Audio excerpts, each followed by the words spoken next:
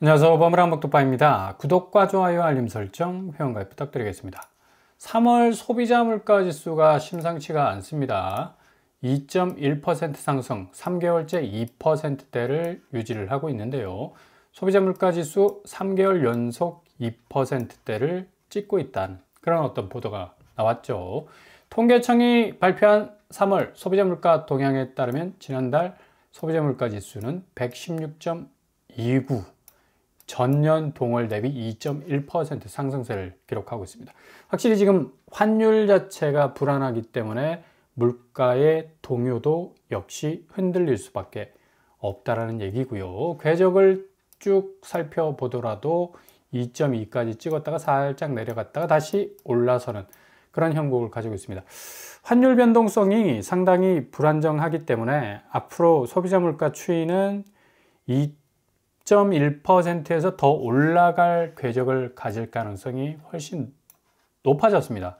그만큼 지금 미국 변수가 아예 그냥 상수, 돗자리 쫙 펴놓고 한국 경제, 그리고 특별히 물가 부분에서의 직접적인 영향을 주기 위한 거의 이건 그냥 그때그때 생겨버리는 변수가 아니라 늘 상주하는 상수처럼 그런 어떤 세팅이 되어가고 있는 그런 추세인데, 지금 코스피 시장 역시도 이런 분위기를 고스란히 지금 가져가고 있고요. 외국인이 오늘도 6천억 이상이 빠졌어.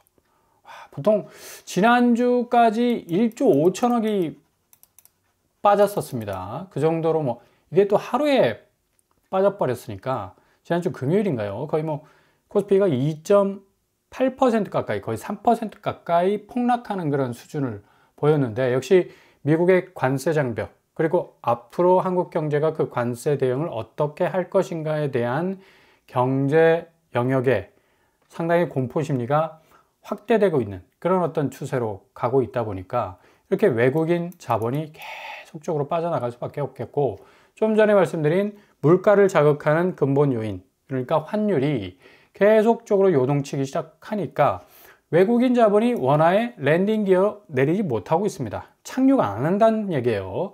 그러니까 그만큼 우회해서 대한민국을 그냥 빠져나가는, 쓱 한번 훑어가고 저가 매수를 통해서 아주 단기 차익을 얻고 그냥 버려버리는 그런 어떤 자본의 현상이 일어나고 있다는 얘기입니다.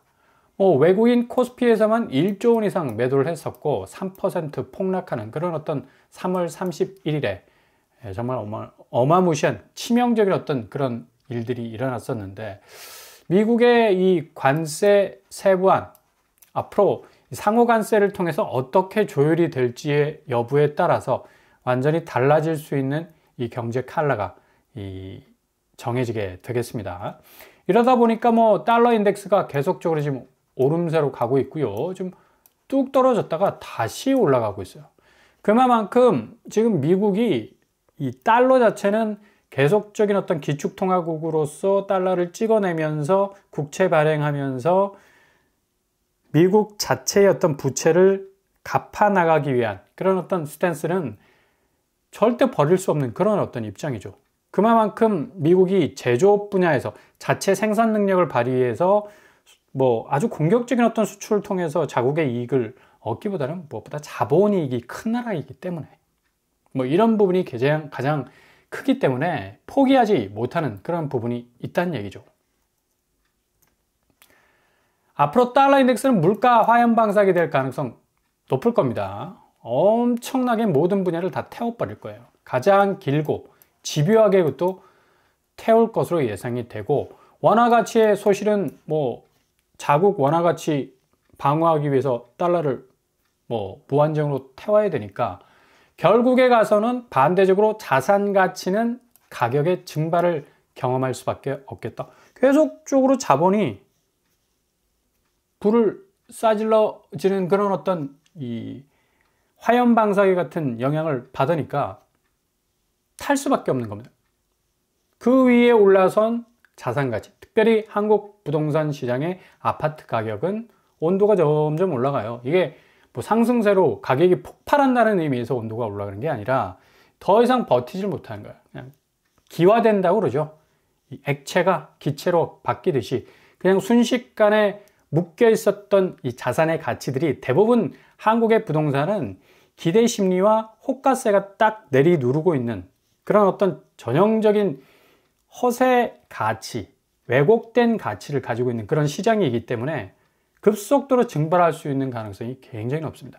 이런 어떤 상황을 지금 기업들이 고스란히 보여주고 있지 않습니까? 애경그룹이 매각에 들어가게 될 정도로 지금 상당히 자사의 이 자본 현황이 어려운 상황으로 지금 빠져가고 있습니다. 그래서 뭐 어쩔 수 없이 뭐 계열사 매각을 통해서 뭐 자구책을 마련하고 있는 건데, 이러다 보니까 또 거꾸로 애경산업 주가는 또 오르고 있어. 부실을 일단 정리를 해 주니까 투자자 입장에서는 이거 제대로 정리가 되나 보다. 뭐 기업 가치가 있을 수 있으니까 충분히 그 가능성에 대해서 배팅을 한다는 얘기죠. 이런 어떤 이 측면들, 결국 애경이 AK홀딩스를 통해서 제주항공역이 가지고 있고요. 그리고 AK 유통업 뭐 가지고 있지 않습니까? 근데 이 두 부분이, 제주항공 같은 경우는 뭐 여행업이 굉장히 나락갔을 때야 수익률이 뚝 떨어졌었는데 최근에 가서 엄청나게 지금 치고 올라가는 그런 상황을 보여주고 있지 않습니까? 그런데 환율이 너무 오르다 보니까 항공업 같은 경우는 이 항공 유가 자체가 올라갔다 내려갔다 하면 그 수익률 자체가 천차만별로 바뀌는 거니까 여기에 치일 수밖에 없는 거고, 또 AK 유통 같은 경우는 지금 뭐 신세계, 현대, 뭐 쿠팡 등등등 뭐 내놓으라 하는 유통업체에 밀려서 제대로 된 수익을 얻지 못하니까 애경그룹이 상당 부분 엄청난 지금 이 적자와 더불어서 자금 손실 직면에 있다는 것을 고스란히 보여주고 있는 거죠. 어찌 보면 이렇게 과감하게 매각하는 것 자체가 일단 거품이 정리되면 올바른 가치 평가를 받을 수 있다는, 또 역순환이지만 또 선순환될 수 있는 그런 영향을 가져올 수도 있고요. 아파트 시장도 마찬가지입니다. 왜곡된 가치 거품, 허세 거품, 그런 이 모래성 위에 쌓아 올린 부채로 형성된 이 가치들이 어느 정도 정리가 좀 돼야지 진정한 자산 가치의 평가를 받을 수 있지 않겠습니까? 이 가치 평가는 결국에 매수자들에 의해서 평가를 받는 거예요. 집주인들이 막 집값 펌프질하고 규제 인위적으로 해제해가지고 뭐 대출로 때려 넣은 그런 가치들은 결국에 가서는 무너질 수밖에 없다. 그 대표적인 요인이 바로 지금 미국이 직격해오는 자산시장과 자본시장의 대변화를 온몸으로 맞아야 하는 아파트 시장. 결국 이런 잘못된 오름세, 토지 해제와 재지정, 이 분수령을 통해서 우리가 명확하게 볼 수 있지 않았습니까? 결국에 가서 가치 하락될 수밖에 없고, 이게 그냥 완만하게 떨어지는 게 아니라 거의 수직으로 떨어질 만큼의 엄청난 가치 하락의 뼈저린 경험을 할 수밖에 없다는 얘기. 일본이 버블 부동산, 이 경험을 고스란히 하지 않았습니까? 근데 가장 가까운 이웃나라인 한국이 이 부동산 거품을 제대로 해결하지 못하는, 곧 죽어도 그냥 끝까지 붙들고 있잖아. 왜? 70% 이상의 국민 자산이 다 부동산 아파트에 때려 박고 있기 때문에.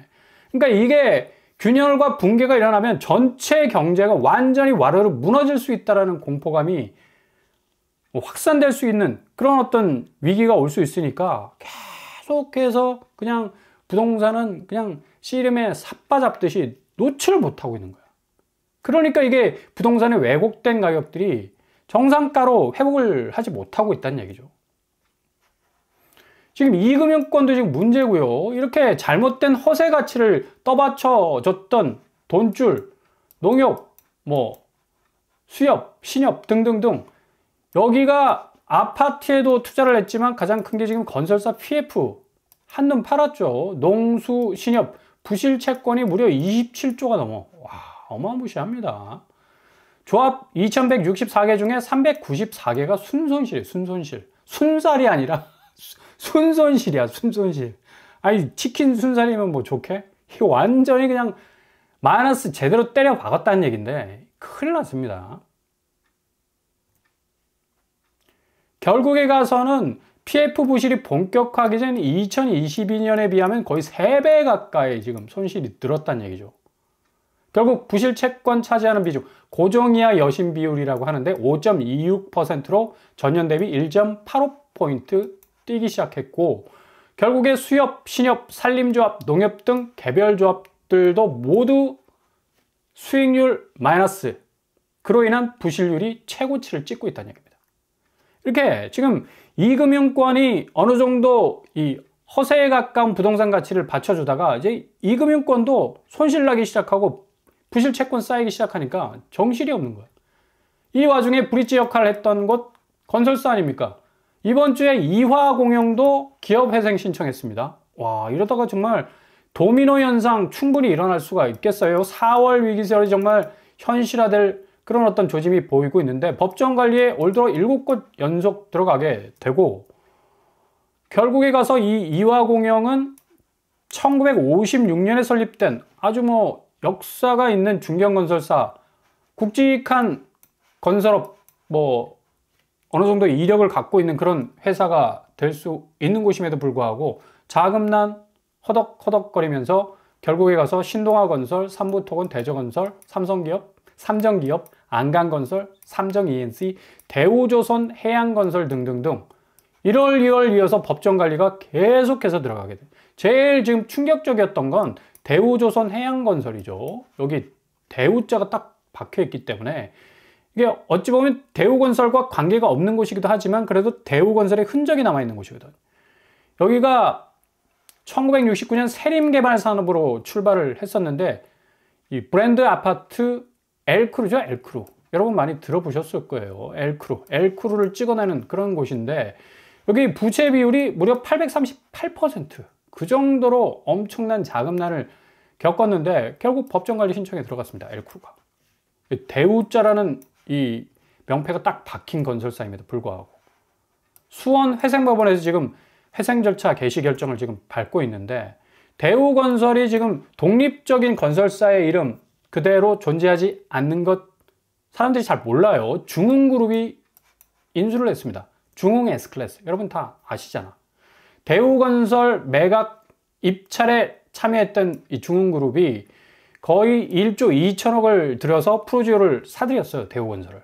그래가지고 지금 최대 주주로 앉아 있는데, 여기 프로지오도 상당 부분 지금 실적이 좋지 않아서 계열사서 3조 빌려 인수금융 어떻게 좀 잘 갚아낼 수 있을까라는 이 중흥건설에 대한 물음표도 지금 계속해서 지금 찍히고 있고요. 그 정도로 지금 건설사들이 굉장히 어려워지고 있습니다. 갈수록 살벌해지는 이 자금난, 과연 버틸 수가 있을까라는 의문, 퀘스천 마크가 붙을 수밖에 없는 거고, 공급 진영에서 이런 자금 경색은 결국 부동산 전체 심리를 쪼그라들게 할 수밖에 없겠다. 구축은 확실히 가격 조정기에 지금 들어와 있고, 이 분양가만 지금 로켓포, 화성까지 갈 심정으로 발사를 하고 있는데, 결국 양자가 공멸로 갈 수도 있는 상황이 발생할 수 있어요. 이렇게 되면 뭐 어부질이라고 무주택자에게는 반사적인 기회가 충분히 또 올 수도 있겠다. 그러니까 어찌 보면 이런 식으로 가격이 떨어지면 안 되는데, 이게 시장의 자정작용, 그러니까 자금이 선순환돼야지 시장 자체가 유지가 될 수 있잖아. 근데 이게 딱 막혀버리니까 완전히 가격 자체가 정말 뭐 완전히 붕괴될 수 있을 만큼의 엄청난 대조정기가 올 수가 있다는 얘기입니다. 그래서 어찌 보면 억지로 가격 조정이 되는 건데, 무주택자에게는 땡큐한 일이 될 수밖에 또 없고요. 이렇게 되다 보니까 지금 서울에서 분양하는 아파트들도 지금 상당히 무순위 줍줍에 많이 빈번하게 지금 등장하고 있습니다. 지금 그란츠 리버파크 또 나왔어. 지난주에 나오지 않았나? 또 나왔습니다. 근데 여기 계약금을 5%로 낮춰줬어요. 한 2천만 원만 내라. 그러면 이 집 킵할 수 있게 만들어줄게. 근데 아니 분양가가 8사제곱이 18억이야. 아무리 강동구라고 해도. 와, 너무 비싸다. 실질적으로 요 그란츠 리버파크 주변에 있는 천호역 젠트리스, 여기 보시면 12억 정도 합니다. 그러니까 주변 시세보다 더 비싸죠. 훨씬 비싸. 아, 이게 감당이 되겠습니까? 그리고 지금 서울원 아이파크, 여기도 99세대 무순위로 나왔었는데 지금 55세대 또 나왔어요. 50% 이상이 어떻게 했다? 계약 포기했습니다. 그것도 서울 아파트, 서울원 아이파크. 여기 분양가 보면 좀 장난이 아니죠. 좀 대형 평수인데도 뭐 16억에서 17억까지 20억이 넘어가는 것도 있고요. 이게 뭐 혀를 내두르는 분양가라고 할 수가 있겠는데, 여기 석계역에 가까운 노원구 월계동에 위치한 아파트인데 아무리 신축이라 해도 대형 평수라 하더라도 좀 너무 비싼 거 아닌가. 5구제곱이 10억이 넘어갑니다.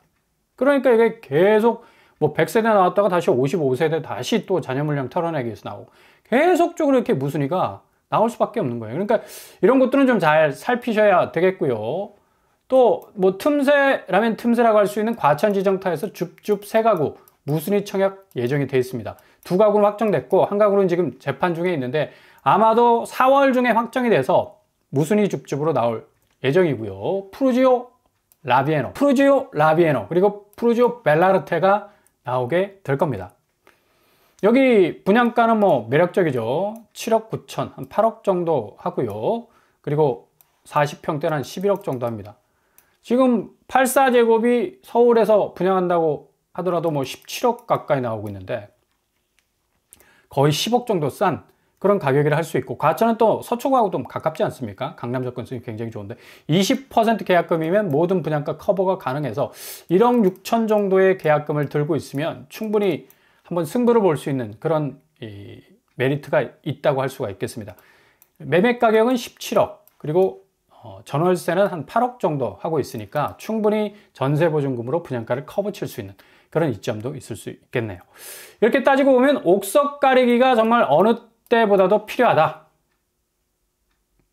무작정 서울 깃발 꽂기는 리스크가 굉장히 큽니다. 환율과 금리, 그리고 물가, 또 구축 아파트 어차피 내려갑니다.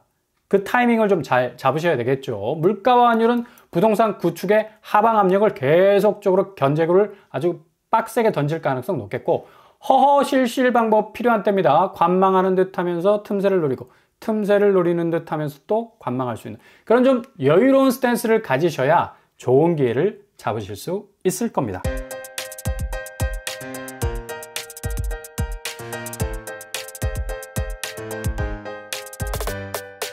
오늘의 부동산 캐릭터처, 역시 지금 시기는 옥석 가리기가 어느 때보다도 중요하다. 무작정 내 집 마련하기 위해서 무리한 진입 하셨다가는 굉장한 자금 리스크 생길 가능성 높아요. 초반에 말씀드린 대로 지금 물가 상승세 장난 아닙니다.